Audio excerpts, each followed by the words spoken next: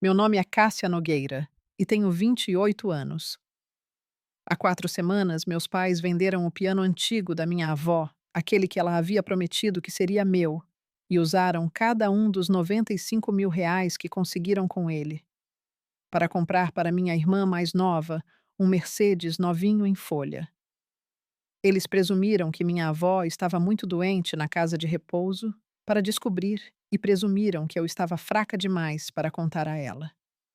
Eles estavam errados. Quando finalmente contei à minha avó o que eles haviam feito, ela não chorou, ela não gritou, ela nem sequer pareceu surpresa.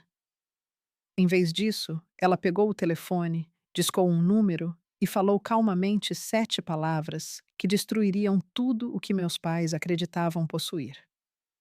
Antes de eu te contar quais foram essas 7 palavras e o que aconteceu alguns dias depois, na festa de 60 anos, da minha mãe reserve um momento para curtir o vídeo e se inscrever no canal. Mas apenas se você realmente gosta de histórias como esta. E deixe um comentário me dizendo de onde você está assistindo e que horas são aí. Agora deixe-me te levar de volta ao dia em que tudo começou à tarde, em que minha avó foi transferida para os cuidados paliativos. O telefonema chegou numa terça-feira, logo após minha última aula de piano do dia. Eu estava guardando partituras enquanto um dos meus alunos lutava para lembrar a diferença entre uma semínima e uma mínima. Meu telefone vibrou. O nome do meu pai iluminou a tela. Atendi imediatamente. Sua avó teve outro ataque cardíaco, ele disse sem cumprimentos, sem preocupação, apenas informação. Ela está estável, mas estão a transferindo para os cuidados paliativos. Reunião de família no hospital em 1 hora. Larguei tudo. Quando cheguei, meus pais e minha irmã já estavam reunidos num canto da sala de espera, falando baixinho, como se não quisessem que mais ninguém ouvisse. Meu pai, Marcelo Nogueira, estava de braços cruzados com uma expressão tensa e impaciente. Minha mãe, Eliana, agarrava sua bolsa de grife como se fosse um escudo. E minha irmã Bruna, 4 anos mais nova que eu e a favorita incontestável da nossa família, estava encostada na parede rolando o celular, mal levantando os olhos. Que bom você está aqui, meu pai disse quando me viu. Não. Como você está? Nem isso deve ser difícil. Apenas negócios. Precisamos dividir as responsabilidades. Ele falava como se estivesse designando tarefas numa reunião de equipe. Alguém precisa visitar sua avó todos os dias, ele disse. Eliana e eu temos a empresa para gerenciar. Bruna está numa fase importante com a família de Eduardo. Eduardo Farias, o namorado de Bruna, há 8 meses, filho do sócio comercial mais importante do meu pai. Meu pai se virou para mim. Então, Cássia, ele disse me olhando da mesma forma que as pessoas olham para alguém a quem estão prestes a dar tarefas extras. Você vai cuidar das visitas. Seu horário é flexível. Professores não fazem exatamente horas extras. Eu queria dizer a ele que eu ensinava música para 37 crianças toda semana, que eu coordenava programas pós-aula, que meu tempo também importava. Mas as palavras ficaram presas na minha garganta. Claro, eu disse baixinho. Eu quero estar com ela de qualquer maneira. Perfeito, meu pai respondeu, já se virando como se a conversa estivesse encerrada. Nos mantenha atualizados se algo mudar. Eu balancei a cabeça e caminhei pelo corredor em direção ao quarto da minha avó e pouco antes de virar a esquina, ouvi a voz da minha mãe atrás de mim. Suave, mas não suave o suficiente. Suas palavras eram destinadas apenas a Bruna. Pelo menos a Cássia serve para alguma coisa. A sessão seguinte contém alguns elementos ficcionais e é assistida por IA para fins de narrativa e educacionais, sendo completamente alheia a qualquer indivíduo ou grupo. Espero que você tenha gostado desta história. Se não, por favor, descanse, mantenha-se saudável e até logo.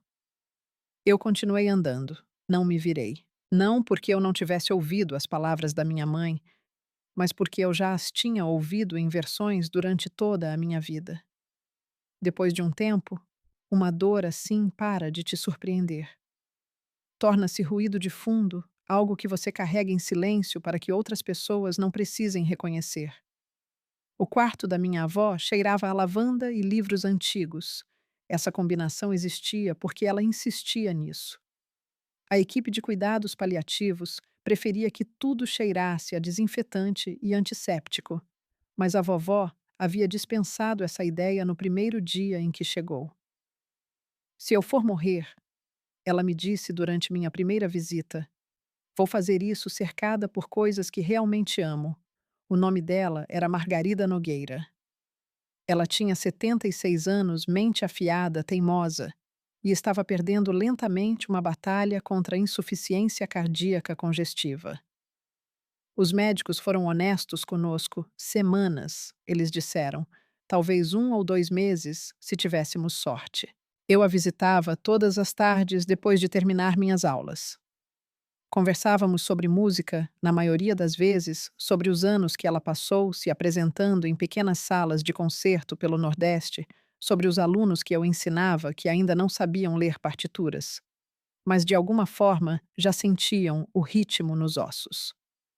Essas conversas eram o único lugar na minha vida onde eu não me sentia como um plano B. Certa noite, cerca de uma semana depois que ela se mudou para os cuidados paliativos, a vovó estendeu a mão na cama e pegou a minha. O aperto dela era mais fraco do que eu me lembrava, mas seus olhos ainda estavam afiados e alertas. Cássia, ela disse baixinho, há algo que preciso que você saiba. Qualquer coisa, vovó. O Steinway. Ela fez uma pausa, deixando a palavra pairar no ar. O piano da minha mãe, aquele construído em 1892. Claro, eu conhecia o piano. Eu tinha aprendido minhas primeiras escalas naquelas teclas de marfim quando tinha 7 anos. Eu ainda me lembrava da sensação suave das teclas desgastadas sob meus dedos e do som profundo e rico que preenchia a sala de estar sempre que a vovó tocava. Aquele piano havia sido a trilha sonora da minha infância. Era o único lugar em nossa casa onde eu já havia me sentido verdadeiramente vista. É seu, ela disse com firmeza. Eu pisquei.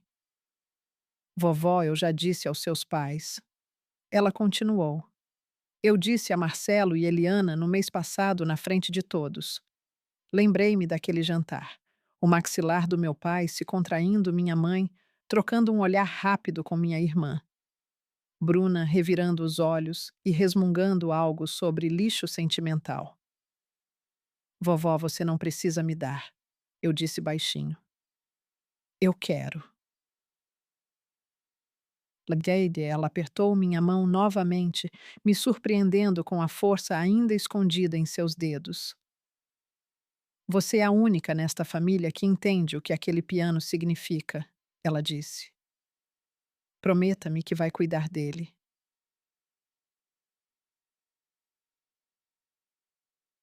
Sorriu então, o tipo de sorriso pequeno e conhecedor que fazia parecer que ela entendia muito mais do que estava dizendo em voz alta. Há coisas neste mundo mais valiosas do que dinheiro, Cássia, ela murmurou. E há pessoas que só aprendem essa lição da maneira mais difícil. 2 semanas depois, tudo mudou. A vovó me pediu para trazer algumas fotos antigas da casa dela, fotos de seus anos de apresentação, imagens em preto e branco de salas de concerto, programas e recortes de jornal que ela queria ver uma última vez. Eu ainda tinha uma chave da casa. Então, depois que minhas aulas terminaram em uma tarde chuvosa de quinta-feira, dirigi pela cidade para pegá-las. A casa estava silenciosa, quando cheguei o tipo de silêncio que fazia cada passo ecoar.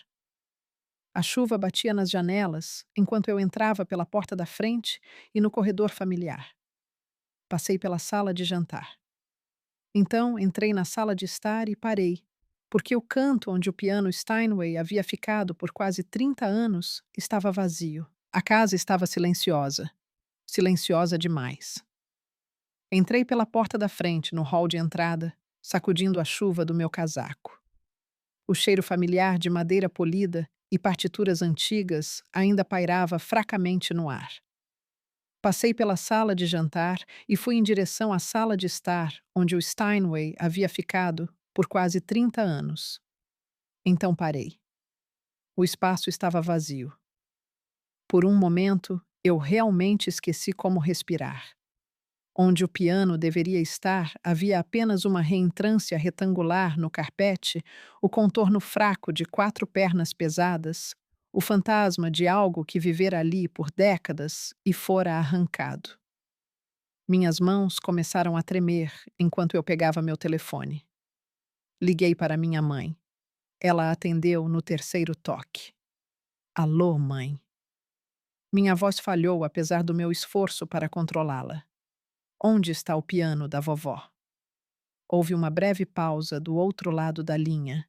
Então a voz dela voltou casual e desdenhosa. Seu pai resolveu isso.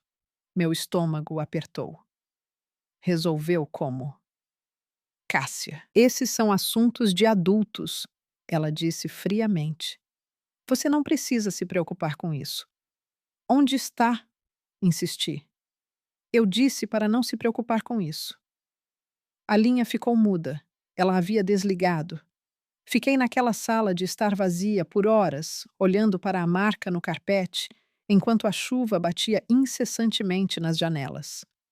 Um trovão rolava em algum lugar distante. Eventualmente me forcei a me mover. Naquela noite dirigi direto para a casa dos meus pais. Meu pai, Marcelo Nogueira, abriu a porta com um copo de uísque na mão. Ele parecia levemente irritado, como se eu tivesse interrompido algo mais importante. O piano, eu disse imediatamente. O que você fez com ele? Ele nem hesitou. Vendi, ele disse. Consegui 95 mil. Um bom preço. Por um segundo, o mundo pareceu virar de lado. Você vendeu, eu sussurrei. A vovó disse que era meu. Sua avó está morrendo, Cássia. Ele deu um gole lento em sua bebida. Ela não precisa de um piano. Ele deu de ombros. E você também não. Atrás dele, ouvi o leve tilintar metálico de chaves de carro. Minha irmã Bruna entrou no corredor sorrindo de orelha a orelha. Ela ergueu um conjunto de chaves e as sacudiu orgulhosamente. Chaves novas, ela disse animadamente. Para um carro novo. Minha voz saiu inexpressiva. Você comprou um carro para ela com o dinheiro do piano da vovó. Meu pai deu de ombros novamente, como se estivéssemos discutindo algo trivial, como compras de supermercado. Mercedes-Benz, ele disse. Bruna precisa causar a impressão certa na família Farias. A família de Eduardo se importa com as aparências. Aquele nome me apertou o peito. Eduardo Farias, namorado de Bruna e filho do sócio comercial mais valioso do meu pai. Aquele piano deveria ser meu, eu disse baixinho. E o que exatamente você faria com ele? Minha mãe perguntou por trás dele. Eliana Nogueira se adiantou braços cruzados firmemente sobre o peito. Você dá aulas de música para crianças, Cássia. Você não se apresenta. Você não tem espaço para algo assim. Ela olhou para Bruna. Sua irmã precisava desse dinheiro para o futuro dela. O futuro dela? Eu repeti lentamente. As palavras tinham um gosto amargo na minha boca. Bruna entrou no hall de entrada, balançando as chaves do carro como um troféu. Não seja ciumenta, Cássia, ela disse com um sorriso largo e polido. Não é uma boa imagem. Ela inclinou a cabeça ligeiramente. Talvez se você tivesse escolhido uma carreira melhor, também pudesse ter coisas boas. Olhei para os três ali juntos. Meu pai, minha mãe, minha irmã, a família onde Bruna era sempre o centro de tudo, e eu era a peça extra que ninguém sabia bem o que fazer. A vovó sabe? Perguntei. Silêncio. Olhei diretamente para meu pai. Ela sabe que você vendeu o piano dela. A expressão da minha mãe endureceu instantaneamente. Ela está nos cuidados paliativos, Cássia, ela disse bruscamente. Ela está sob morfina metade do tempo. Ela não precisa ouvir nada que a perturbe. Você quer dizer que não quer que ela saiba? Minha mãe se aproximou. A voz dela baixou mais fria. Eu quero dizer que se você contar algo que a estresse e algo acontecer com ela. Ela deixou a frase no ar. Isso será sua responsabilidade. Os olhos dela se fixaram nos meus. Você realmente quer ser responsável por matar sua avó? A acusação pairou entre nós como veneno. A minha versão antiga teria recuado. Eu já havia feito isso centenas de vezes antes, mas algo dentro de mim finalmente havia se quebrado. A vovó tem o direito de saber o que aconteceu com a propriedade dela, eu disse baixinho. E eu não vou mentir para ela. Eu me virei e saí antes que eles pudessem responder. Naquela noite, não dormi. Meu apartamento parecia menor que o normal, um modesto apartamento de um quarto, que meus pais sempre haviam zombado como prova das minhas más escolhas de vida. Sentei no meu sofá de segunda mão, olhando para uma fotografia emoldurada na estante. Era minha avó Margarida em seu último concerto 20 anos atrás. As mãos dela, pairando sobre as teclas do Steinway, o rosto brilhando com propósito. O mesmo piano que meus pais haviam vendido como se não significasse nada, e o mesmo piano que ela havia prometido que um dia seria meu.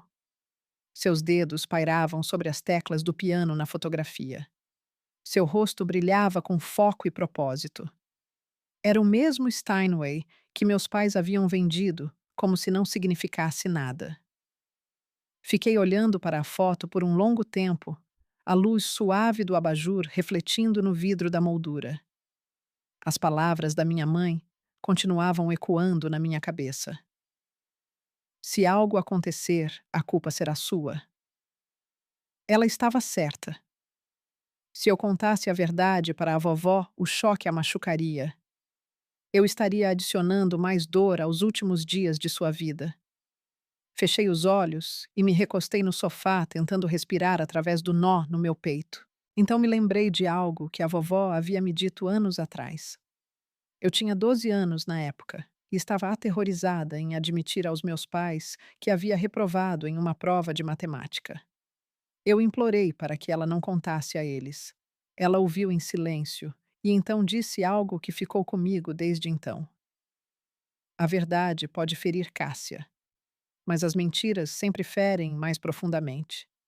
Elas apenas demoram mais. Puxei os joelhos contra o peito e fiquei sentada em silêncio. Pensei nos últimos 28 anos da minha vida. Cada momento em que eu fiquei quieta para manter a paz. Cada vez que aceitei menos porque discutir parecia inútil. Cada vez que me fiz menor para que o resto da minha família pudesse se sentir maior. E onde isso me levou? Aqui. Sozinha em um apartamento pequeno. Invisível na minha própria família. Vendo-os apagar os desejos da minha avó como se a voz dela não significasse nada. Se eu permanecesse em silêncio, agora não estaria protegendo ninguém. Eu os estava ajudando a se safar. Às 3 da manhã, minha decisão estava tomada. A vovó merecia a verdade. Ela merecia saber que seu próprio filho havia roubado dela, mentido para ela e presumido que ela estava fraca demais para importar. E talvez, apenas talvez, eu merecesse parar de pedir desculpas por existir. Coloquei meu alarme para de manhã cedo. Eu iria ao centro de cuidados paliativos antes da minha primeira aula do dia. Eu contaria tudo a ela. Quando cheguei na manhã seguinte, vovó Margarida já estava acordada.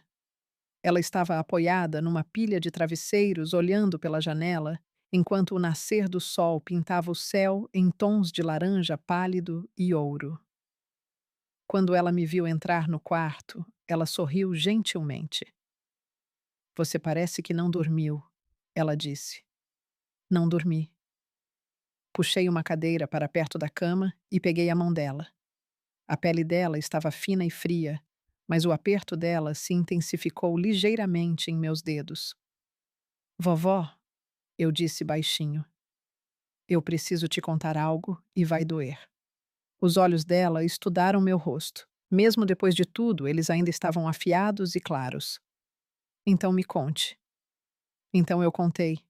Contei a ela sobre o espaço vazio na sala de estar onde o Steinway havia ficado. Contei a ela sobre os R$ 95.000, sobre o Mercedes em nome de Bruna, sobre a dispensa descuidada do meu pai, sobre o aviso da minha mãe. Contei tudo. Enquanto falava, preparei-me para lágrimas, para raiva, para o tipo de devastação que poderia quebrar a pouca força que ela tinha. Mas quando terminei, vovó Margarida simplesmente exalou lentamente. Não um suspiro de choque, não um grito de traição, apenas um suspiro longo e silencioso. O suspiro de alguém que esperava isso o tempo todo. Vovó, eu sussurrei. Ela virou a cabeça para mim. A expressão dela era calma, quase resignada. Achei que algo assim poderia acontecer, querida. Você sabia. Eu conheço meu filho. A voz dela era firme. Observei Marcelo se tornar essa pessoa por 40 anos. Esperei que ele pudesse mudar um dia, mas também me preparei para a possibilidade de que ele não mudasse. Minha mente começou a correr. Preparou como? Em vez de responder, ela lentamente estendeu a mão para a mesinha de cabeceira. Você poderia me entregar meu telefone? Peguei e coloquei-o gentilmente na mão dela. Ela o desbloqueou com surpreendente facilidade e começou a rolar pelos contatos. Então ela parou em um nome e apertou o botão de chamada. Alguns segundos depois, ela tocou na tela e colocou o telefone no viva-voz. 3 toques. Então a voz de um homem atendeu profunda e calma. Margarida, como você está se sentindo hoje? Se você acha que fiz a coisa certa ao contar a verdade à minha avó em vez de ficar em silêncio, deixe um nos comentários. Sua voz importa mais do que você pensa, e eu leio cada um. Às vezes, o ato mais silencioso de coragem é simplesmente escolher a honestidade. Margarida, como você está se sentindo? A voz no telefone era profunda, calma e comedida. Vovó Margarida não hesitou. Estou morrendo, Henrique, ela disse simplesmente. Mas minha mente está clara e é a hora. Houve uma curta pausa do outro lado da linha. Eu entendo, o homem respondeu. Quando? Ele perguntou. Domingo, a vovó disse. Na festa de aniversário de Eliana na minha casa. Outra pausa. Prepararei os documentos, o homem disse. Obrigada, velho amigo. A vovó encerrou a chamada e colocou o telefone gentilmente na mesinha de cabeceira. Então ela olhou para mim com um pequeno sorriso cúmplice. Olhei para ela completamente confusa. Vovó, quem é Henrique? Henrique Guedes, ela disse calmamente. Ele é meu advogado há 30 anos. Ele era o amigo mais próximo do seu avô. Você tem seu próprio advogado? Perguntei. Ela soltou uma risada suave e cansada. Ah, querida, ela disse. Tenho muitas coisas sobre as quais seu pai não sabe. Os olhos dela brilharam fracamente, apesar do cansaço marcado em seu rosto. Marcelo sempre acreditou que entendia tudo sobre meus negócios. Ela continuou. Ele sempre acreditou nisso. Ela fez uma pausa por um momento. Essa sempre foi a maior fraqueza dele. Sentei ali, sentindo como se tivesse pisado na beira de algo enorme, algo que ainda não conseguia ver. O que vai acontecer no domingo? Perguntei lentamente. Na festa de aniversário da mamãe. Vovó Margarida apertou minha mão. Justiça. A palavra era suave, mas firme. Atrasada, talvez, ela acrescentou. Mas justiça nonetheless. Eu não entendo. Você não precisa entender tudo ainda, ela disse gentilmente. Ela se recostou nos travesseiros, de repente parecendo muito mais cansada do que antes. Só preciso que você faça uma coisa por mim. Qualquer coisa. Venha à festa, ela disse. Vista-se bem e traga sua paciência. Um leve sorriso tocou seus lábios. A mesma paciência que eu te ensinei quando você estava aprendendo Chopin e queria jogar as partituras pela sala, apesar de tudo. Quase ri. Foi tão ruim assim. Pior, ela disse suavemente. A expressão dela ficou mais séria novamente. Mas necessário. Ela olhou diretamente para mim. Seu pai e sua mãe precisam aprender que as ações têm consequências. Então ela acrescentou baixinho. E eu passei 5 anos garantindo que quando a lição finalmente chegasse, seria inesquecível. 5 anos. O número ecoou na minha cabeça. Você está planejando algo há 5 anos. Eu sussurrei. Vovó, o que você fez? Ela não respondeu. Em vez disso, ela fechou os olhos lentamente enquanto o cansaço começava a dominá-la. Eu te protegi, querida. Ela murmurou suavemente, da maneira que eu deveria ter te protegido o tempo todo. A voz dela ficou fraca. Só lamento ter demorado tanto. Em poucos minutos ela adormeceu. Fiquei ao lado da cama dela, segurando a mão dela enquanto minha mente girava com perguntas. Henrique Guedes, domingo, a festa de aniversário da minha mãe e a casa da minha avó. Algo estava por vir. Eu podia sentir, só não sabia o que seria. 2 dias depois, me encontrei sentada em um pequeno escritório de advocacia nos arredores de São Paulo. A placa de latão na porta dizia Henrique Guedes Advogado. O escritório por dentro cheirava levemente a couro velho e papel. Altas estantes revestiam as paredes do chão ao teto, cheias de grossos livros jurídicos, cujas páginas provavelmente haviam sido viradas milhares de vezes. Henrique Guedes não era nada do que eu esperava. Ele parecia ter uns 60 e poucos anos, com cabelos prateados bem penteados e óculos de aro fino dourados. Seus movimentos eram lentos, mas deliberados como um homem que aprendera há muito tempo que a paciência era mais poderosa que a velocidade. Ao entrar na sala, ele me ofereceu a mão. Cássia Nogueira. Ele disse calorosamente. Sua avó fala de você frequentemente. Ele sorriu gentilmente. É um prazer finalmente conhecê-la. É um prazer finalmente conhecê-lo, ele disse novamente. Doutor Guedes. Henrique, por favor.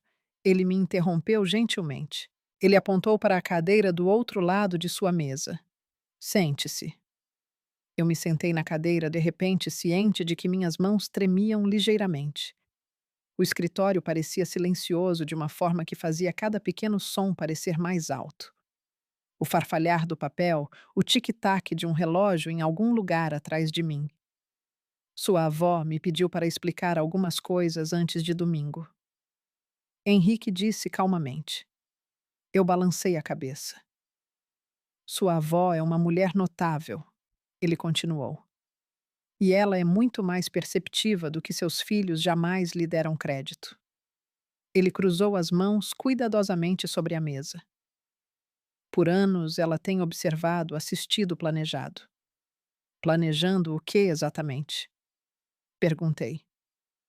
Em vez de responder imediatamente, ele me estudou por um momento. Diga-me algo, Cássia, ele disse. Você sabe quem é o dono da casa em que seus pais moram? Pisquei em confusão. Eles são, eu disse automaticamente. A vovó deu a eles depois que meu avô faleceu, e a expressão de Henrique não mudou. Foi isso que eles te disseram. É o que todo mundo diz. Todo mundo. Henrique respondeu baixinho. Está errado. Ele abriu uma gaveta em sua mesa e retirou uma pasta grossa. Então a deslizou pela mesa em minha direção. Sua avó permitiu que Marcelo e Eliana morassem naquela casa sem aluguel. Ele disse. Mas ela nunca transferiu a propriedade. Não legalmente, ele acrescentou. Nunca. Olhei para o documento dentro da pasta. Uma escritura de propriedade. O nome impresso claramente no topo Margarida Nogueira. Não havia emendas, nem formulários de transferência, nem assinaturas passando a propriedade para meus pais.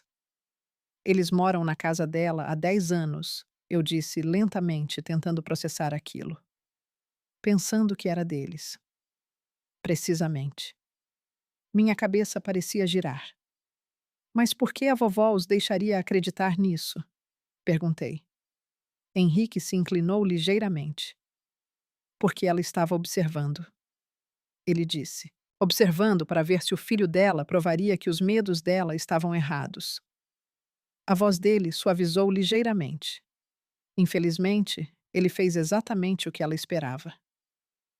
Saí do escritório de Henrique naquela tarde com mais perguntas do que respostas. Naquela noite, voltei para meu apartamento e comecei a vasculhar uma velha caixa de madeira que minha avó havia me dado anos atrás. Eu nunca a havia examinado adequadamente antes. A caixa continha fotografias, cartas, flores secas que ela havia prensado de seu jardim. Sempre pareceu muito pessoal, quase como ler o diário de alguém. Mas agora eu precisava entender. Vasculhei o conteúdo lentamente até encontrar perto do fundo da caixa um envelope lacrado. O papel havia amarelecido com a idade. Meu nome estava escrito na frente com a caligrafia cuidadosa da minha avó, Cássia. Abaixo 6 palavras menores para Cássia, quando precisar entender. Meus dedos tremeram enquanto eu abria o envelope. Dentro havia uma fotografia e uma cópia de um documento legal. A parte superior do documento estava parcialmente coberta, mas a assinatura na parte inferior era inconfundível Margarida Nogueira. A data ao lado era de 5 anos atrás. Anexada ao canto, havia uma pequena nota manuscrita dela. A casa nunca saiu das minhas mãos, querida. Foi apenas emprestada e alguns tomadores de empréstimo não merecem o privilégio. Li a nota 3 vezes antes que o significado finalmente se instalasse. A festa de aniversário de domingo seria realizada na casa da minha avó, a mesma casa que meus pais tratavam como se fosse deles. A casa onde eles davam jantares e reuniões de feriado. A casa onde eles venderam o piano Steinway, que havia ficado na sala de estar por 30 anos como se pertencesse a eles. Mas não pertencia a eles. Nunca pertenceu. Meu pai havia construído todo o seu senso de sucesso sobre uma base que não era real. Pensei em cada palestra que ele havia me dado sobre investimentos inteligentes e responsabilidade financeira. Cada vez que ele zombava do meu pequeno apartamento, cada vez que ele falava sobre ativos reais, tudo enquanto vivia dentro de uma casa que legalmente não era dele. A ironia era quase avassaladora. Coloquei cuidadosamente a carta de volta em seu envelope e a coloquei na minha mesa de cabeceira. O domingo estava a apenas 3 dias de distância. O que quer que minha avó tivesse planejado aconteceria na mesma casa que meus pais acreditavam controlar. E eles não tinham a menor ideia do que estava por vir. Na noite anterior à festa, meu telefone tocou. Vovó Margarida. A voz dela parecia mais fraca do que antes. Eu podia ouvir o esforço por trás de cada palavra, mas a mente dela ainda estava afiada. Cássia, ela disse suavemente. Você está pronta para amanhã? Cássia. Você está pronta para amanhã? A voz da minha avó no telefone estava mais suave que o normal, mas ainda carregava a força tranquila que eu sempre conhecera. Acho que sim, eu disse. Então hesitei. Vovó, você tem certeza disso? É o aniversário da mamãe e haverá muitas pessoas lá. É exatamente por isso que precisa acontecer amanhã, ela respondeu. Ela fez uma pausa para recuperar o fôlego. Seu pai vendeu meu piano na frente de todos naquele jantar de família no mês passado. Ela continuou lentamente. Ele anunciou como se fosse uma decisão dele. A voz dela permaneceu calma, mas eu podia ouvir o peso por trás de cada palavra. Ele não me perguntou e certamente não pensou em você. Fechei os olhos. Eu me lembro. Então você entende por que esta lição precisa de testemunhas, ela disse. A voz dela suavizou. Não estou fazendo isso por vingança, Cássia. A vingança é vazia. Outra pausa. Estou fazendo isso porque é o certo e porque você merece ser protegida, especialmente depois que eu partir. Lágrimas ardiam em meus olhos. Vovó, eu deveria ter dito algo antes. Ela sussurrou. Observei a maneira como eles te trataram por anos e continuei esperando que Marcelo mudasse. Ela suspirou baixinho. Esse foi meu erro. O amor me cegou por muito tempo. Não é sua culpa, eu disse rapidamente. Talvez não totalmente, ela respondeu. Mas eu ainda posso acertar as coisas. Por um momento a linha ficou em silêncio, exceto pelo som fraco de sua respiração. Não me resta muito tempo, Cássia, ela disse gentilmente. Os médicos dizem algumas semanas, mas acho que é menos. Posso sentir isso. A voz dela ficou mais suave. Então eu preciso saber de algo. Qualquer coisa. Você confia em mim. Sempre, eu disse sem hesitação. Então venha amanhã, ela respondeu. Use algo que a faça se sentir forte. Ela fez uma pausa novamente, antes de adicionar uma última frase. E não importa o que aconteça, lembre-se de que você não é a vilã desta história. Você nunca foi. Dissemos boa noite. Depois disso, segurei o telefone contra o peito por um longo tempo após a ligação terminar. Amanhã mudaria tudo. Eu só tinha que estar pronta para permitir. O domingo chegou com a pálida luz do sol de inverno e o tipo de ar fresco que fazia tudo parecer mais nítido e real. A casa da minha avó parecia quase festiva. Uma grande faixa dizendo Feliz 60º aniversário, Eliana, pendurada no parapeito da varanda. Carros lotavam a entrada e se estendiam pela rua. Estacionei perto do fim do quarteirão e sentei no carro por um momento respirando fundo. Eu havia escolhido um vestido azul marinho simples, mas elegante. Os brincos de pérolas que minha avó me dera no meu aniversário de 21 anos repousavam perto do meu pescoço. Meu cabelo estava preso de forma organizada. Parecia uma armadura para uma batalha que eu ainda não entendia totalmente. Quando entrei, a casa fervilhava de conversas. Cerca de 30 pessoas já haviam se reunido. Tias e tios que eu só via nos feriados velhos vizinhos, vários dos sócios comerciais do meu pai. Perto da lareira, avistei Eduardo Farias e seu pai conversando baixinho. Bruna estava ao lado de Eduardo com o braço entrelaçado ao dele, sorrindo abertamente, mas meus olhos foram imediatamente atraídos para a sala de estar. O canto onde o Steinway havia permanecido por 30 anos estava vazio. Alguém havia colocado uma grande planta em vaso ali, como se a folhagem pudesse, de alguma forma, preencher a ausência. Parecia ridículo. Uma desculpa folhosa para algo que nunca poderia ser realmente substituído. Do outro lado da sala, minha mãe Eliana estava perto da mesa de jantar, em um vestido vermelho de grife, aceitando elogios como se fosse realeza recebendo tributo. Meu pai Marcelo movia-se facilmente pela multidão, cumprimentando os convidados, com seu charme habitual e praticado. E no canto mais distante da sala, quase despercebido entre os convidados, estava o doutor Henrique Guedes. Sua pasta de couro repousava ao lado de sua cadeira. Ele me olhou de longe e me deu um aceno quase invisível. Eu acenei de volta.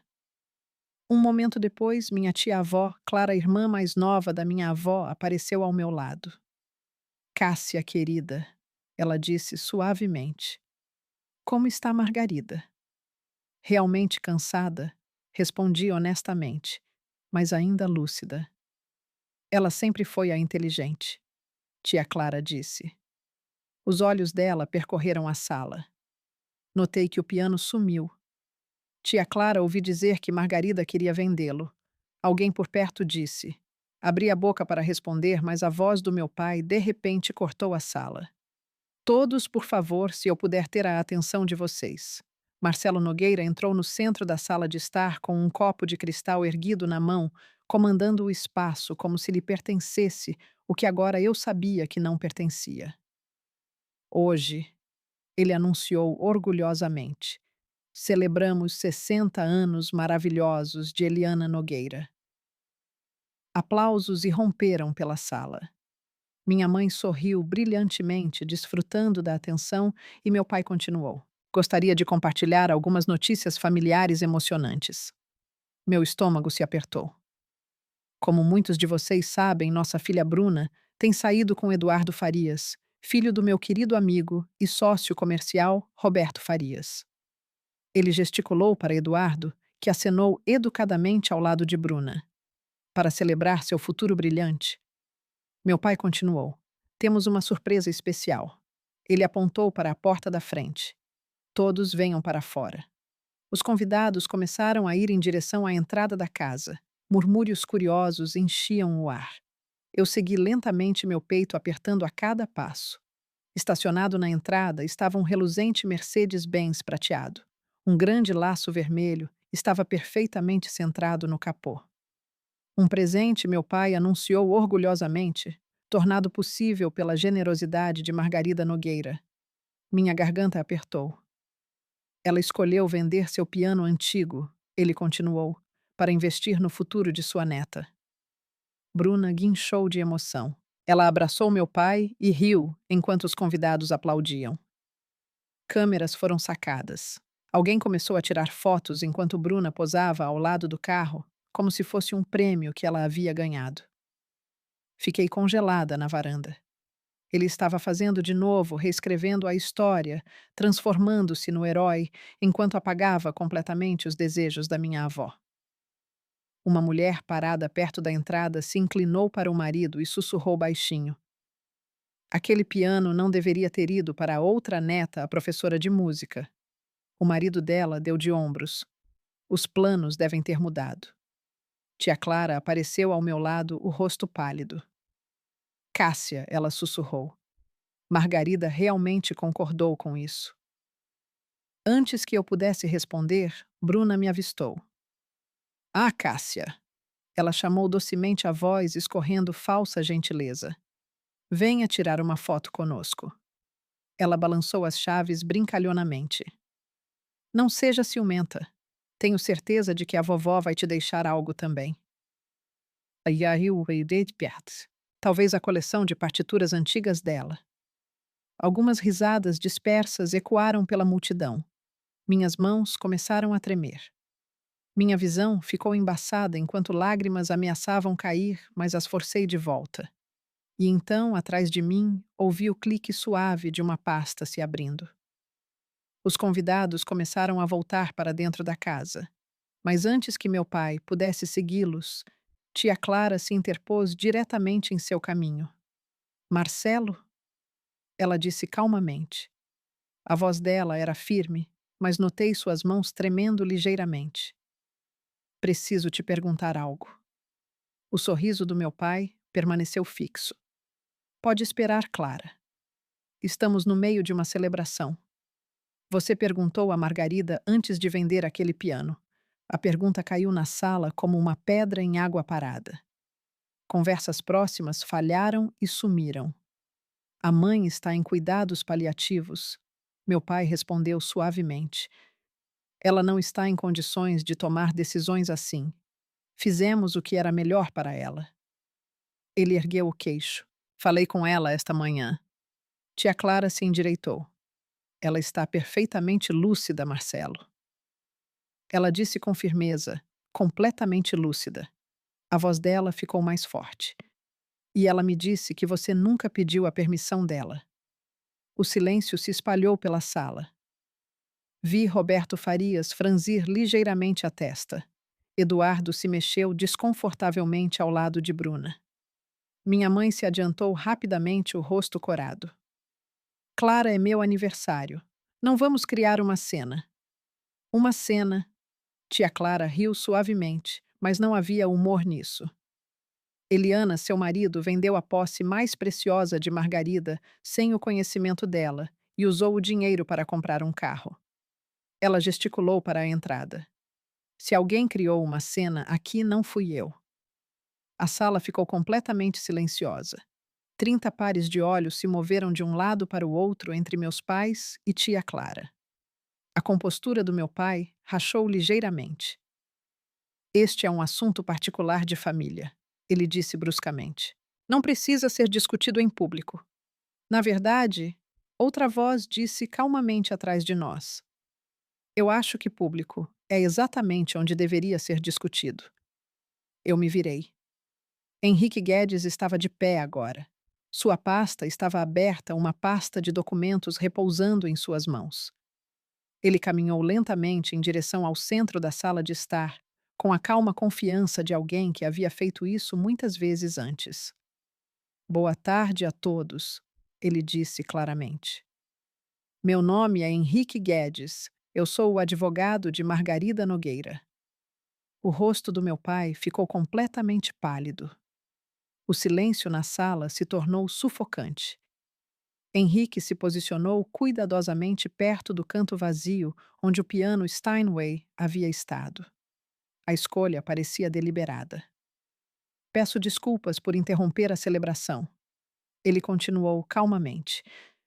No entanto, Margarida Nogueira me pediu para abordar vários assuntos urgentes relacionados à sua herança. Dadas as circunstâncias, ele acrescentou. Ela sentiu que era importante que sua família e associados próximos ouvissem essas informações diretamente. Meu pai falou primeiro. Minha mãe tem um advogado desde quando? Desde 30 anos atrás, Marcelo. Henrique respondeu educadamente. Seu tom permaneceu calmo, mas havia uma borda inconfundível por baixo dele. Eu também representei seu pai. Ele fez uma pequena pausa. Você saberia disso se tivesse se dado ao trabalho de perguntar. Suspiros abafados se espalharam pela sala. Alguém sussurrou atrás de mim. Meu Deus! Minha mãe se adiantou rapidamente. Margarida está morrendo, ela estalou. Ela não está em sua plena consciência, quaisquer que sejam os documentos que você acha que tem. Henrique ergueu uma mão gentilmente, silenciando-a. Visitei Margarida esta manhã, ele disse. Sua enfermeira pode confirmar que ela está totalmente competente e inteiramente lúcida. Ele abriu a pasta e retirou um documento. Ela me instruiu pessoalmente a me dirigir a esta reunião hoje. Ele ergueu o papel para que todos pudessem ver. Parece haver alguma confusão em relação à propriedade da casa. Ele segurou o documento. Esta é a escritura da casa em que estamos atualmente. Note o nome listado aqui. Henrique disse calmamente: Margarida Nogueira. Assisti a cor sumir completamente do rosto do meu pai. Ele olhou diretamente para meus pais. Não Marcelo Nogueira. Não Eliana Nogueira. Ele fez uma pausa longa o suficiente para que as palavras se assentassem. Esta propriedade nunca foi transferida. Nunca foi doada. Nos últimos 10 anos, seus pais simplesmente viveram aqui sem aluguel pela generosidade de Margarida Nogueira. Nada mais. Sussurros explodiram por toda a sala. Meu pai agarrou as costas de uma cadeira para se firmar. Bruna o encarou em choque e Henrique Guedes não havia terminado. Isso, ele disse baixinho, é apenas o começo. Se você ainda está ouvindo, provavelmente está prendendo a respiração da mesma forma que eu estava naquele momento. Antes de eu te contar o que Henrique revelou em seguida, deixe-me te perguntar algo. Quem você acha que realmente é o dono daquela casa? Opção A, meus pais. Porque certamente minha avó deve ter transferido para eles em algum momento. Opção B. Minha avó, porque houve um segredo o tempo todo. Ou opção C. Eu, porque a maior reviravolta ainda não aconteceu. Deixe sua resposta nos comentários e continue ouvindo, porque o que aconteceu em seguida mudou tudo. A voz do meu pai falhou enquanto ele olhava para o documento. Isso é impossível, Marcelo disse. Mãe nos disse que a casa era nossa. Ela prometeu. Ela prometeu que vocês poderiam morar aqui. Henrique corrigiu calmamente. Ele colocou a escritura sobre a mesa de jantar onde todos podiam ver. Há uma diferença legal significativa entre morar em algum lugar e possuí-lo, Senhor Nogueira. A percepção começou a se espalhar pela sala como um incêndio. Vi Roberto Farias dar um passo para trás do meu pai. Uma das vizinhas se inclinou para o marido sussurrando algo. Por 10 anos. Henrique continuou. Vocês moraram nesta propriedade sem pagar aluguel, contas de consumo ou impostos imobiliários. Todas essas despesas foram cobertas diretamente pelas contas de Margarida Nogueira. A voz dele permaneceu firme. Vocês trataram esta casa como se fosse sua. Vocês até fizeram alterações estruturais sem permissão. Ele olhou para o teto onde as luminárias modernas que minha mãe instalou no ano passado agora pendiam. Legalmente falando, vocês são locatários sem prazo definido e o proprietário tem o direito de encerrar esse acordo a qualquer momento. O senhor não pode estar falando sério, minha mãe disse bruscamente. Vivemos aqui por uma década. Investimos nesta casa. Investiram sem autorização. Henrique respondeu. Sua expressão não mudou. Quaisquer modificações feitas sem consentimento por escrito pertencem legalmente à proprietária Margarida Nogueira. Bruna agarrou o braço de Eduardo. Isso é insano, ela disse. Pai, diga a eles que isso é algum tipo de piada. Mas meu pai não conseguia falar. Ele ficou ali olhando para a escritura como se fosse uma sentença de morte. Há também outro assunto digno de menção. Henrique continuou quase casualmente. A lei brasileira leva muito a sério a fraude imobiliária. Representar a propriedade de outra pessoa como sua, particularmente em negócios, pode acarretar consequências legais significativas. Observei a expressão de Roberto Farias mudar. Poucos momentos antes ele estava sorrindo educadamente ao lado do meu pai. Agora ele o estava olhando de forma muito diferente. Não como um parceiro, mas como um passivo. A imagem que meu pai havia construído cuidadosamente ao longo dos anos estava começando a desmoronar bem na frente de todos. E Henrique Guedes ainda tinha mais papéis em sua pasta. Agora, ele disse, retirando um segundo documento, devemos abordar a questão da confiança. Que confiança? Meu pai perguntou roucamente. Há 5 anos, Henrique disse. Margarida Nogueira estabeleceu um trust legal, separado independente do testamento anteriormente compartilhado com a família. Ele olhou ao redor da sala antes de continuar. Este trust foi criado especificamente para proteger seus bens mais valiosos em caso de má conduta financeira. Má conduta financeira. Minha mãe engasgou. Nós somos a família dela. Membros da família são totalmente capazes de má conduta. Henrique respondeu calmamente, como eventos recentes claramente demonstraram. Ele ergueu o documento em suas mãos. De acordo com os termos deste trust, os seguintes bens são irrevogavelmente atribuídos a um único beneficiário. Ele começou a listá-los um por um.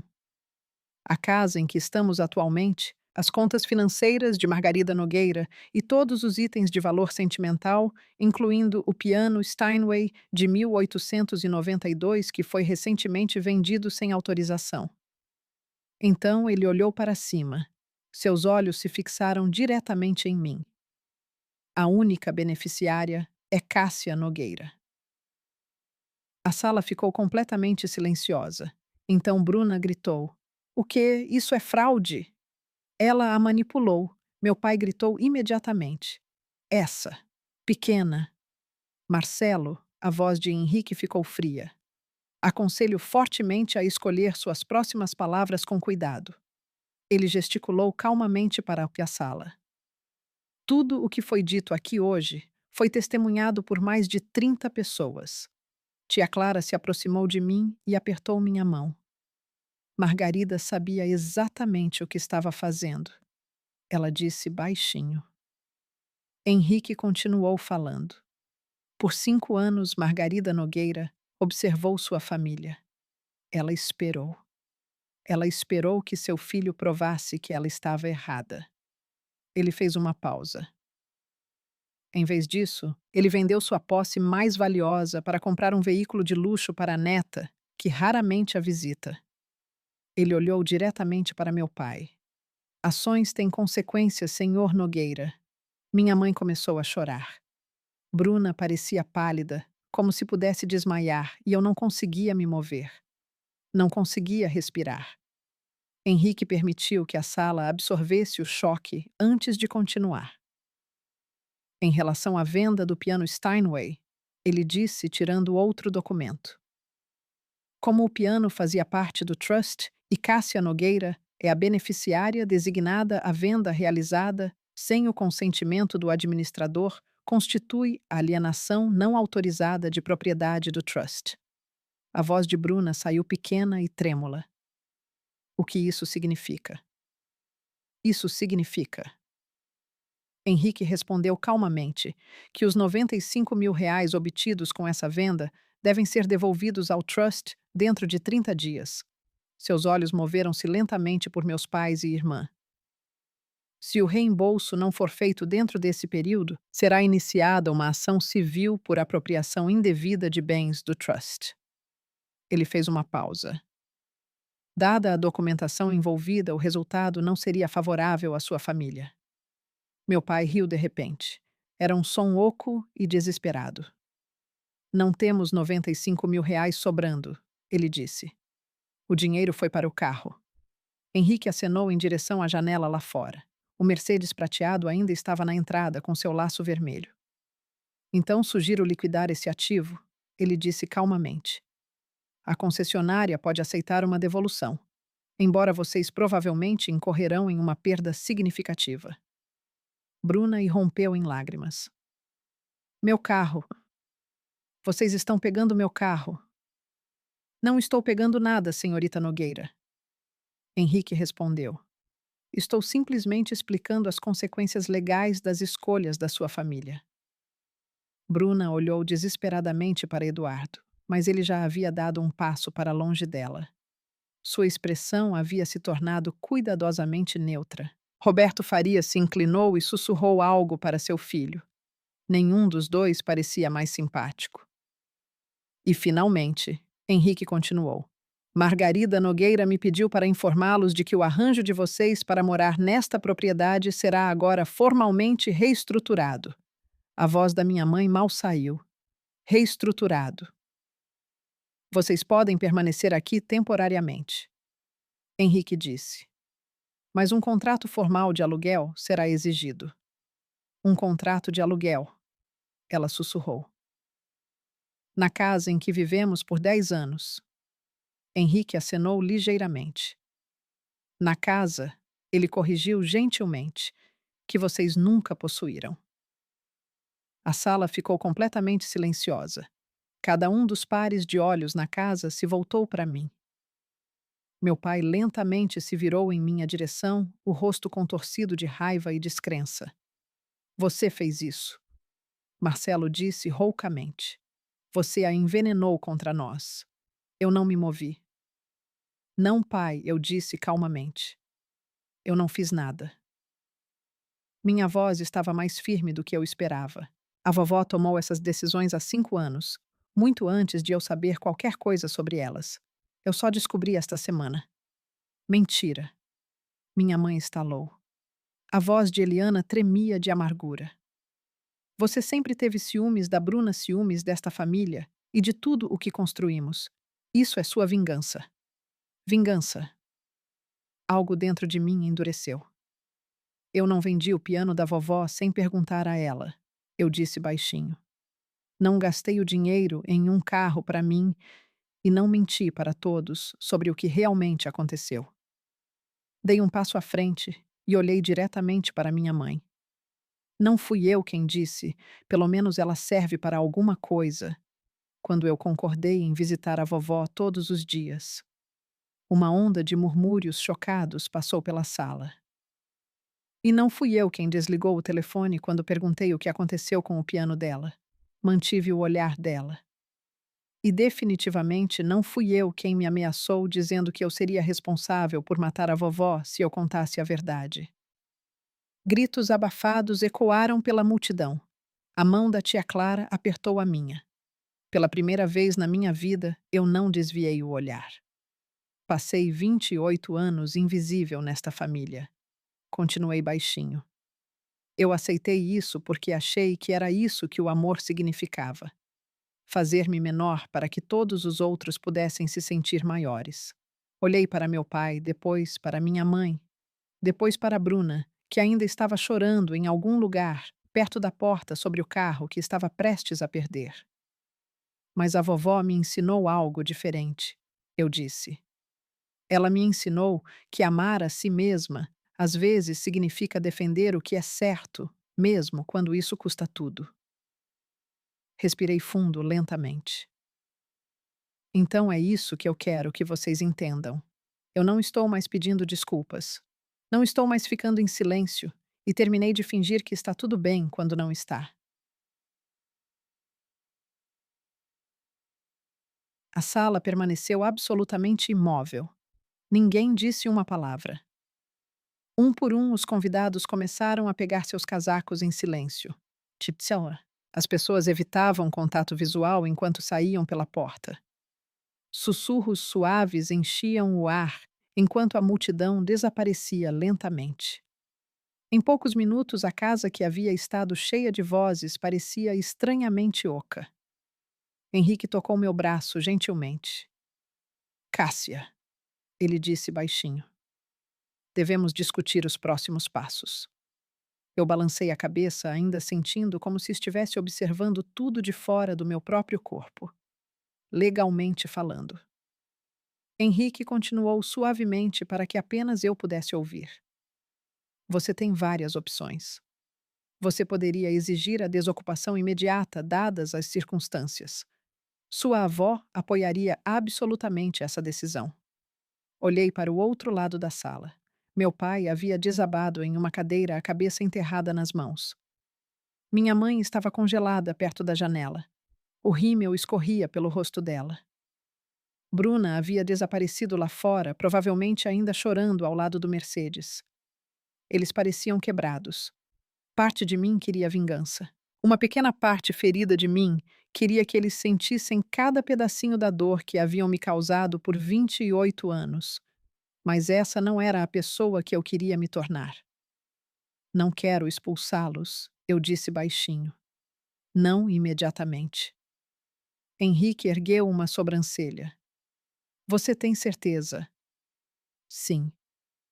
Eu inspirei lentamente. É isso que eu quero. Os 95 mil reais serão devolvidos em 90 dias, não em 30.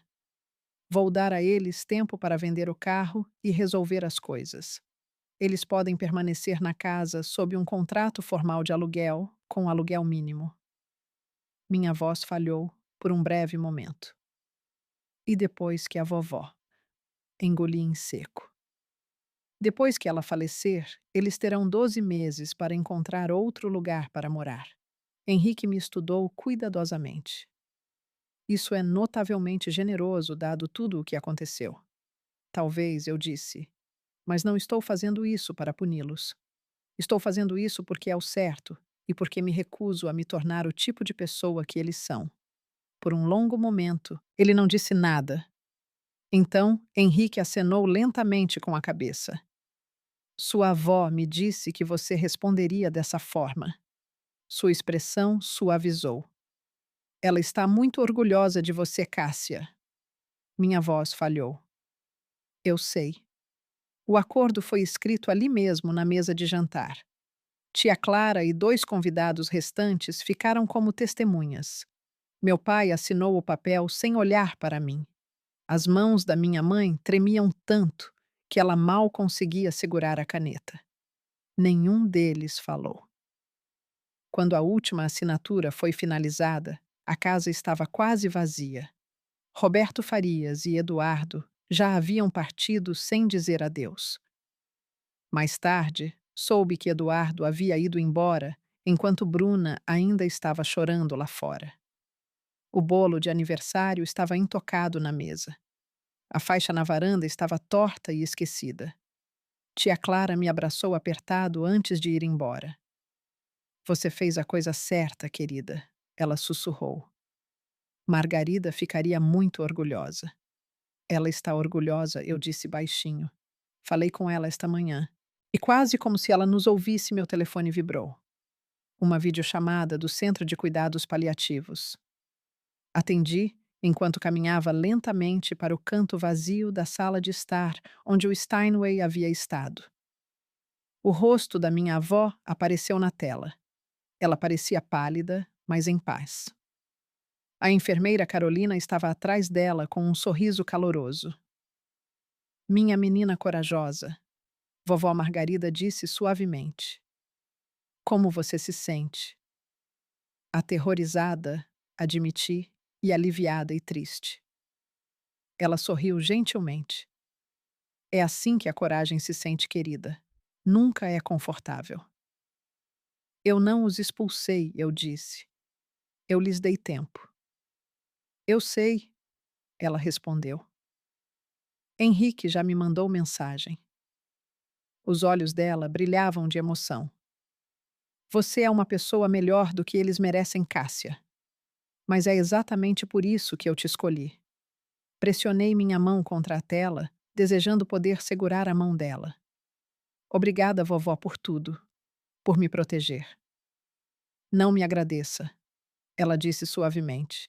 Apenas viva bem. Toque música. Seja feliz. Isso será agradecimento suficiente. Eu vou, eu sussurrei. Eu sei que você vai, ela disse. Seus olhos se fecharam lentamente. Eu sei que você vai. E agora você pode estar se perguntando algo. Meus pais alguma vez mudaram. A verdade é complicada. Nem toda a história termina perfeitamente, mas toda a história te deixa com uma lição. Antes de eu te contar o que aconteceu nos meses seguintes, quero te perguntar algo. Você já teve que estabelecer limites com sua própria família? Foi difícil. Compartilhe sua história nos comentários. Eu leio cada um. Eu li cada comentário que você deixou, e na primeira semana após a festa, tudo desmoronou mais rápido do que eu poderia ter imaginado. Notícias viajam rapidamente em círculos sociais fechados. E a história do que aconteceu no aniversário de 60 anos de Eliana Nogueira se espalhou pela nossa comunidade como um incêndio. Os sócios comerciais do meu pai, de repente, ficaram muito ocupados. Reuniões foram adiadas. Telefonemas ficaram sem resposta. Pessoas que antes o tratavam como um sucesso em ascensão, agora pareciam estranhamente indisponíveis. Roberto Farias se retirou oficialmente do empreendimento conjunto que ele e meu pai vinham negociando por meses. Quando meu pai exigiu uma explicação, a resposta que recebeu foi direta: não posso fazer negócios com alguém em quem não confio. Então, Roberto acrescentou algo ainda mais frio. Marcelo, se você está disposto a enganar sua própria mãe, o que você faria com um parceiro de negócios? O negócio teria valido mais de R$ 200.000. Desapareceu da noite para o dia. Bruna foi forçada a devolver o Mercedes.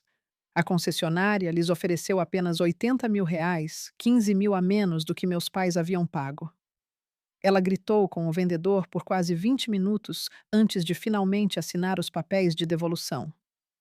3 dias depois, Eduardo terminou o relacionamento não pessoalmente, nem mesmo com um telefonema, mas com uma mensagem de texto. Minha família acha melhor darmos um tempo. A tradução era óbvia. Os Farias não queriam nada a ver com o escândalo da família Nogueira. Pela primeira vez na vida, Bruna era comum. Sem carro de luxo, sem namorado rico, sem tratamento especial. Ela teve que pegar emprestado o velho Honda da minha mãe apenas para ir às entrevistas de emprego. Eu não celebrei. Eu não liguei. Nem sequer mencionei o assunto. Eu simplesmente continuei vivendo minha vida. Ensinei aos meus alunos suas escalas e exercícios de dedos. Visitei vovó Margarida todas as noites, mas estaria mentindo se dissesse que não senti nada ao ver a ilusão desmoronar. Meu pai passou anos medindo o sucesso pelas aparências. A casa, o carro, as conexões certas. Agora ele estava aprendendo algo que nunca havia entendido antes. Nada daquilo jamais havia sido dele. Toda a base de sua identidade havia sido emprestada, e as coisas emprestadas eventualmente têm que ser devolvidas. 3 semanas depois da festa de aniversário, o Centro de Cuidados Paliativos me ligou às 6 da manhã. Você deveria vir agora, a enfermeira disse gentilmente. Ela está pedindo por você. Dirigi mais rápido do que deveria. Meu coração batia forte o tempo todo. Quando cheguei ao quarto, estava silencioso. Uma luz suave da manhã filtrava pelas cortinas, pintando sombras douradas na cama. Vovó Margarida parecia frágil. Sua respiração era superficial, sua pele quase translúcida, mas seus olhos estavam abertos. E quando ela me viu, ela sorriu. Minha Cássia, ela sussurrou. Venha sentar comigo. Peguei a mão dela com cuidado. Parecia incrivelmente leve, como segurar um pássaro. Tenho algo que preciso te dizer, ela disse lentamente. Algo que eu deveria ter dito anos atrás. O que é vovó? Eu sinto muito. As palavras me surpreenderam. Sinto muito pelo quê? Uma lágrima escorregou lentamente pela bochecha dela. Eu observei a maneira como eles te trataram ano após ano, ela disse baixinho. Continuei esperando que Marcelo mudasse. Continuei esperando que Eliana visse o quão especial você é. Ela engoliu em seco. Arrumei desculpas porque não queria acreditar que meu próprio filho poderia se tornar alguém assim. A voz dela falhou. Eu deveria ter te protegido antes. Minhas próprias lágrimas estavam caindo agora. Não é sua culpa. Eu sussurrei.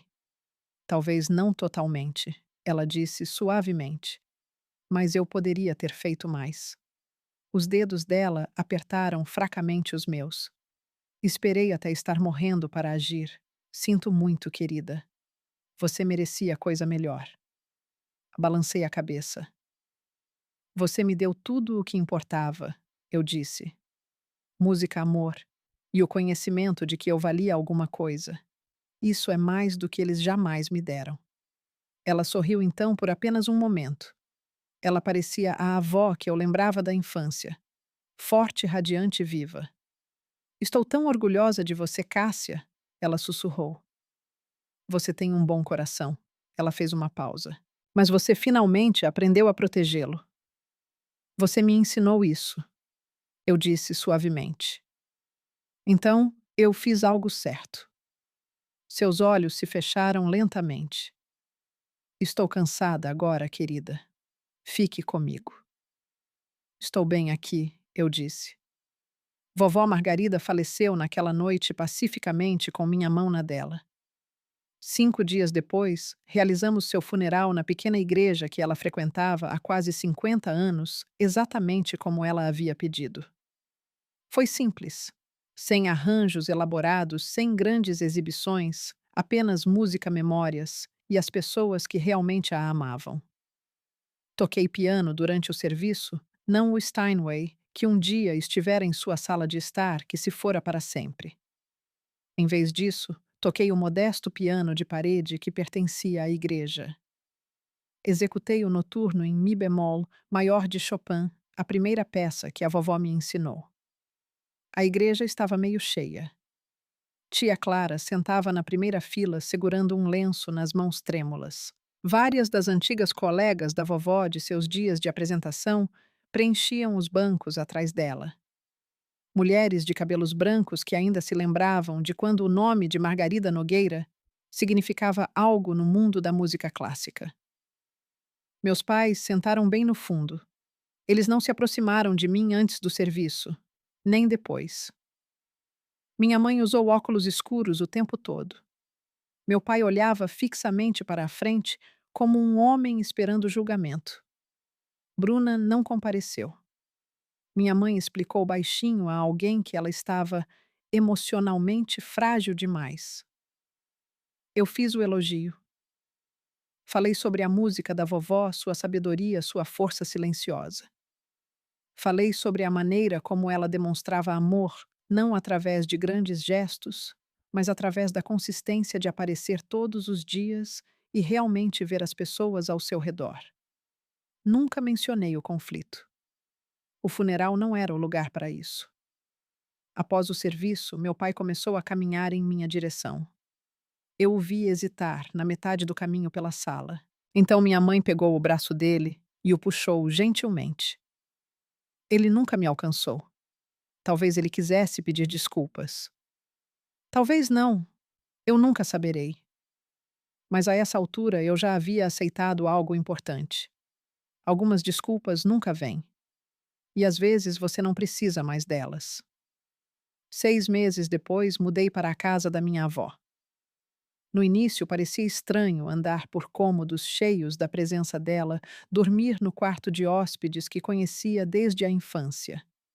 Mas lentamente a casa começou a parecer um lar. Usando parte do dinheiro que havia sido devolvido ao Trust, comprei um piano novo, não um Steinway. Esses custam muito mais do que R$ 95.000. Mas era um lindo piano de cauda Yamaha, e ele estava orgulhosamente no mesmo canto onde o Steinway da vovó um dia vivera. Era diferente do Steinway, mas significativo à sua maneira, um novo começo. Depois que me mudei para a casa da vovó Margarida, a vida lentamente encontrou um ritmo novamente. Comecei a oferecer aulas particulares de piano nos fins de semana. No início, eram apenas alguns alunos crianças da vizinhança cujos pais haviam ouvido falar de mim através da tia Clara. Minha primeira aluna foi a neta da Clara Sofia. Ela tinha 8 anos, olhos brilhantes e curiosidade infinita, com a mesma energia impaciente que me lembro de ter na idade dela. Seus dedos tropeçaram nas teclas no início, assim como os meus um dia. No dia em que ela conseguiu tocar sua primeira escala completa sem parar, ela se virou para mim com um sorriso enorme e, por algum motivo, comecei a chorar. Não por tristeza, mas porque parecia que algo bonito estava começando novamente naquela casa. Meus pais se mudaram 2 meses depois que a vovó faleceu. Eles não ficaram pelos 12 meses completos que eu havia oferecido. Eles disseram que a casa carregava muitas memórias dolorosas. Pessoalmente, acho que eles simplesmente não conseguiam suportar a lembrança de tudo o que haviam perdido. Eles compraram um pequeno apartamento do outro lado da cidade. O negócio do meu pai sofreu por um tempo após o escândalo. O que restou dele eventualmente diminuiu para metade do tamanho que já fora. Minha mãe se juntou a um clube social diferente, um onde as pessoas não conheciam a história da família Nogueira. Não nos falamos mais. Não por raiva, exatamente apenas por distância. Algumas lacunas ficam muito amplas para serem facilmente transpostas, mas eu não estava amargurada. A amargura é exaustiva e eu tinha uma vida para construir. À noite eu costumava sentar ao piano até o céu escurecer e as estrelas aparecerem fora das janelas. Às vezes tocava Chopin, às vezes Bach, às vezes melodias que não pertenciam a ninguém, música que simplesmente vagava para onde quisesse. Vovó Margarida ainda estava presente nesses momentos, na lavanda crescendo no jardim que ela havia plantado anos atrás, no rangido suave dos velhos pisos de madeira, na maneira como a luz do sol se derramava pelas janelas todas as noites. Ela se foi, mas ela também estava em toda parte. E pela primeira vez na minha vida, senti-me livre. 8 meses após o funeral, meu telefone tocou. O nome na tela me surpreendeu, Bruna. Olhei para o telefone durante 3 toques completos antes de finalmente atender. Cássia! Ela disse baixinho. A voz dela parecia diferente, menor, menos segura. Bruna.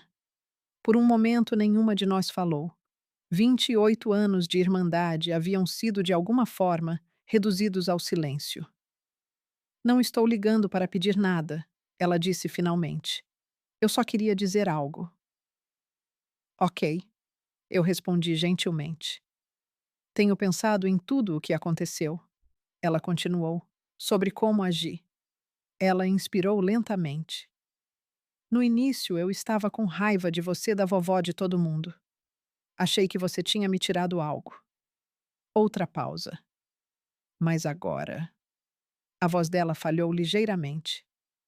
Agora estou trabalhando em uma agência de marketing, nível iniciante. Ando de ônibus porque não posso pagar um carro e comecei a fazer terapia. Eu não a interrompi, apenas ouvi. Minha terapeuta diz que tenho muito a desempacotar sobre a mamãe e o papai. Ela disse com uma risada suave e desajeitada. Sobre como fui criada, sobre por que acreditei que merecia tudo sem conquistar. A risada dela desapareceu. Acontece que ser a filha favorita não é um presente, é uma armadilha. Fico feliz que você esteja trabalhando nisso, eu disse baixinho.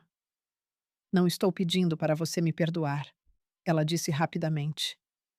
A voz dela falhou. Não mereço isso. Eu só queria que você soubesse que agora entendo por que você fez o que fez e por que a vovó fez o que fez. A vovó te amava também, Bruna, eu disse. Ela simplesmente não podia recompensar um comportamento que machucava outras pessoas. Eu sei, ela sussurrou. Eu sei disso agora. Sentamos em silêncio por alguns segundos. Se você quiser conversar novamente, eu disse lentamente. Estou disposta a ouvir, mas a confiança leva tempo para ser reconstruída. Eu entendo, ela disse. Bom, encerramos a ligação sem dizer adeus. Não porque fôssemos frias, mas porque nenhuma de nós sabia bem como encerrar aquela conversa. Algumas portas se abrem lentamente depois de terem sido fechadas, mas ainda podem se abrir. É primavera agora, um ano completo, desde que a vovó Margarida entrou nos cuidados paliativos. Esta noite, estou sentada ao piano enquanto o sol se põe atrás do jardim. As janelas estão abertas e uma brisa quente traz o cheiro de jasmim e grama recém-cortada para a sala. Toco o noturno favorito da vovó, aquele que ela executou em seu último concerto 20 anos atrás. As notas flutuam pela casa silenciosa, suaves e constantes. Enquanto toco, penso em tudo o que aconteceu. A traição, a verdade que veio à tona naquele dia na sala de estar, os limites que eu nunca pensei que teria coragem de traçar. Penso na vovó, sua força, sua paciência, sua determinação silenciosa para me proteger, mesmo quando eu não sabia que precisava de proteção. Penso em meus pais morando em seu pequeno apartamento do outro lado da cidade, reconstruindo uma vida que não se parece em nada com a que eles um dia imaginaram. Penso na Bruna, andando de ônibus para o trabalho todas as manhãs e aprendendo pela primeira vez o que significa conquistar algo. Eu não os odeio. O ódio exige muita energia, mas também não preciso mais deles. E esse tipo de liberdade é algo que eu nunca esperei encontrar. O noturno termina. As notas finais pairam no ar antes de desaparecerem na noite silenciosa. Olho para a fotografia que repousa sobre o piano. Vovó Margarida, aos 60 anos, radiante as mãos pairando sobre as teclas Steinway, que ela tanto amava. Estou bem, vovó. Eu sussurro. Mais do que bem. Em algum lugar profundo, gosto de acreditar que ela me ouve. Fecho a tampa do piano e caminho até a janela. As primeiras estrelas começam a aparecer no céu escurecendo, pequenos pontos de luz espalhados pela noite. Não tenho o piano original e não tenho a família que pensei ter, mas tenho algo melhor. Tenho a mim mesma, tenho limites e tenho uma vida construída sobre a verdade em vez do silêncio. Essa é a verdadeira herança que minha avó me deixou. E essa é a minha história. Obrigado por ter ficado até o fim. Houve um momento nesta história em que percebi algo simples, mas poderoso. O silêncio pode parecer bondade, mas às vezes é apenas o medo usando uma face educada. Por anos acreditei que manter a paz significava aceitar menos, diminuir-me para que os outros pudessem se sentir confortáveis. Mas a verdade tem uma maneira estranha de restaurar a dignidade, mesmo quando chega dolorosamente. Defender o que é certo nem sempre parece heróico no momento. Às vezes parece aterrorizante, solitário e incerto. No entanto, esse pequeno ato de honestidade pode proteger alguém, mudar uma vida ou parar um ciclo que durou anos. Muitas vezes me pergunto o que você faria se estivesse onde eu estava naquela noite. Você ficaria em silêncio ou contaria a verdade? Mesmo que isso mudasse tudo, e de onde quer que você esteja ouvindo agora. Eu realmente adoraria saber. Deixe um comentário e me diga sua cidade ou país. Histórias como esta viajam mais longe por causa de pessoas como você. Uma única inscrição sua ajuda este canal a continuar compartilhando histórias reais sobre coragem e limites. Um curtir ou um compartilhamento pode ajudar alguém lá fora a perceber que não está sozinho e que também merece ser ouvido de uma maneira tranquila. Isso faz de você parte da razão pela qual essas histórias importam.